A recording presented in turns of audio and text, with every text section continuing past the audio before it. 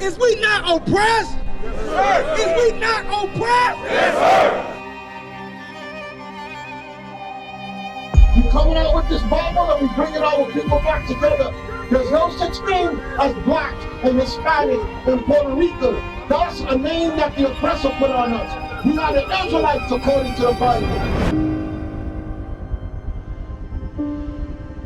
The so-called white man. That's the man that has been oppressing our people, the so-called blacks and Hispanics. You're not blacks and Hispanics, you're the children of Israel. What we need to do is look past the lies that they've told us and the differences that we have amongst each other and unite. I love it. I love this right now.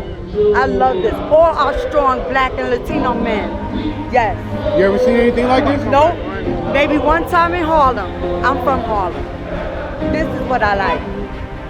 That's how this place was built, on the bloodshed of blacks and Hispanic people. Now they're trying to take everything away from us. So we gotta stand strong and show them wrong.